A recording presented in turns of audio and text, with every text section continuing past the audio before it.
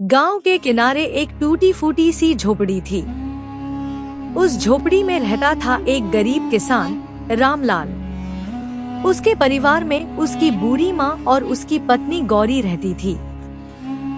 घर इतना छोटा था कि बरसात में छत टपकती थी, गर्मियों में अंदर आग जैसी तपन होती थी और सर्दियों में ठंडी हवा सीधे हड्डियों तक उतर जाती थी। रामलाल बहुत मेहनती था। सुबह सूरज निकलने से पहले उठता, कंधे पर हल रखता और खेत की ओर निकल जाता। लेकिन उसकी मेहनत के बाद भी उसका भाग्य उसका साथ नहीं देता था। कभी बारिश समय पर नहीं होती, कभी इतनी तेज हो जाती कि सारी फसल बह जाता। धरती माँ जैसे उसकी परीक्षा ले रही थी। घर की हालत दिन ब दिन खराब होती जा रही थी। रसोई में अनाज कम होता जा रहा था। चूल्हा कई बार आधा ही जलता, क्योंकि घर में पकाने के लिए भी बहुत कुछ नहीं होता था। कई रातें ऐसी थी जब रामलाल, गौरी और उसकी माँ केवल नमक रोटी खाकर सो जाते। और कुछ रातें ऐसी भी होती जब बूढ़ी माँ यह कहकर खाना मना कर देती, माँ बेटा मुझे भूख नहीं है, तुम दोनों खा लो। लेकिन रामलाल जानता था कि माँ झूठ बोल रही है। उसकी आंखों में भूख साफ दिखाई देती थी। फिर भी वह अपने बेटे और बहू के लिए अपना हिस्सा छोड़ देती थी। गौरी भी बहुत समझदार और सहनशील औरत थी। उसने कभी गरीबी की शिकायत नहीं की। वह पुराने कपड़ों को बार बार सीती, टूटे बर्तनों को संभाल कर रखती और घर को जैसे तैसे चलाती रहती। वह अपने पति का दुख समझती थी। जब रामलाल थकाहारा शाम को घर लौटता, तो गौरी उसके चेहरे को देखकर ही समझ जाती कि आज भी खेत से उम्मीद के सिवा कुछ नहीं मिला। एक शाम रामलाल बहुत उदास होकर घर लौटा। उसके चेहरे पर थकान के साथ हार का दर्द भी था। वह चुपचाप आंगन में बैठ गया। गौरी पानी लेकर आई। गौरी, क्या हुआ जी? आज फिर कुछ ठीक नहीं हुआ क्या? रामलाल ने गहरी सांस ली। रामलाल, क्या बताऊं गौरी? पूरी मेहनत मिट्टी में मिल गई। फसल आधी सूख गई, जो बची थी उसे जानवरों ने खराब कर दिया। अब समझ नहीं आता घर कैसे चलेगा। गौरी उसके पास बैठ गई। गौरी, हिम्मत मत हारिए। भगवान देर करता है, अंधेर नहीं। आज मुश्किल है, कल अच्छा होगा। रामलाल की बूढ़ी माँ भी अंदर से बाहर आ गई। उसने बेटे के सिर पर हाथ रखा। माँ बेटा, दुख के दिन हमेशा नहीं रहते। मेहनती आदमी कभी खाली नहीं रहता। रास्ता जरूर निकलेगा। रामलाल माँ की बात सुन तो रहा था, लेकिन उसके मन में चिंता का पहाड़ खड़ा था। उधार बढ़ता जा रहा था। गांव का बनिया बार बार पैसे मांग रहा था। घर में तेल, आटा, दाल सब खत्म होने के कगार पर थे। अगली सुबह भी रामलाल खेत पर गया, मगर उसका मन काम में नहीं लग रहा था। दोपहर तक जब वह खेत के पास बने रास्ते से वापस लौट रहा था, तभी उसने हाट के बाजार में लोगों की भीड़ देखी। वहाँ एक आदमी गरम पकौड़े बेच रहा था। गाँव में जब कभी कोई त्योहार होता, गौरी आलू के स्वादिष्ट समोसे बनाती और आस पड़ोस की औरतें उसकी बहुत तारीफ करती। रामलाल के मन में आशा की एक छोटी सी लौ जली। वह तेज कदमों से घर पहुंचा। रामलाल, गौरी, सुनो, मुझे एक बात सूझी है। गौरी, क्या बात है? रामलाल, खेती से अभी घर नहीं चल रहा, लेकिन तुम्हारे हाथ के समोसे बहुत स्वादिष्ट होते हैं। अगर हम समोसे बनाकर बेचें, तो शायद कुछ कमाई हो जाए। गौरी पहले कुछ पल चुप रही, फिर उसके चेहरे पर हल्की मुस्कान आई। गौरी, काम छोटा बड़ा नहीं होता, ईमानदारी से किया गया हर काम इज्जत देता है। अगर आप साथ हो तो मैं अभी से तैयारी कर देती हूँ। माँ ने यह बात सुनी तो उसकी आंखों में चमक आ गई। माँ, हाँ बेटा, क्यों नहीं। मेहनत करने वाले हाथ कभी खाली नहीं रहते। बहू के हाथ में स्वाद है और तेरे अंदर हिम्मत। तुम दोनों मिलकर जरूर कुछ अच्छा करोगे। लेकिन समस्या यह थी कि समोसे बनाने के लिए सामान कहाँ से आए। घर में पैसे तो थे नहीं। रामलाल ने सोचा, अगर कोशिश ही नहीं की तो जिंदगी भर पछतावा रहेगा। वह गांव के बनिए के पास गया। बनिया उसे देखकर ताना मारने लगा। बनिया, अरे रामलाल, पुराने पैसे दिए नहीं, नए लेने आ गए। रामलाल ने विनम्रता से कहा। रामलाल, लाला जी, बस थोड़ा सा आटा, आलू, मसाले और तेल दे दीजिए। मैं मेहनत करके आपका उधार चुका दूंगा। बनिए ने पहले मना किया, फिर गांव के एक बुजुर्ग ने बीच बचाव किया। बहुत विनती के बाद थोड़ी सी उधारी मिल गई। रामलाल सामान लेकर घर लौटा। उस रात घर में उम्मीद का माहौल था। गौरी ने बड़े ध्यान से आलू उबाले, मसाले तैयार किए, आटा गूंथा। माँ भी बैठकर आलू छीलने लगी। माँ मुस्कुराकर बोली, आज लगता है हमारे घर में नई शुरुआत होने वाली है। रात देर तक तीनों मिलकर तैयारी करते रहे। सुबह सूरज निकलने से पहले गौरी उठ गई। उसने चूल्हे पर कढ़ाई चढ़ाई। तेल गर्म हुआ।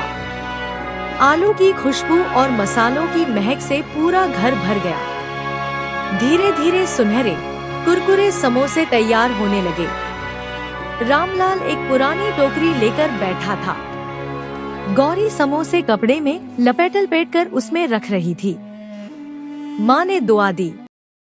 माँ, जा बेटा, भगवान तेरी मेहनत रंग लाए। रामलाल टोकरी लेकर बाजार पहुंचा। शुरू में उसे बहुत शर्म आ रही थी। वह तो किसान था, कभी कुछ बेचने के लिए इस तरह आवाज नहीं लगाई थी। लेकिन फिर उसे अपनी पत्नी और माँ का चेहरा याद आया। उसने हिम्मत जुटाई और धीरे से आवाज लगाई। रामलाल, गरम गरम समोसे ले लो, स्वादिष्ट समोसे। पहले लोग कम आए। कुछ लोगों ने उसे देखा और हंसने लगे।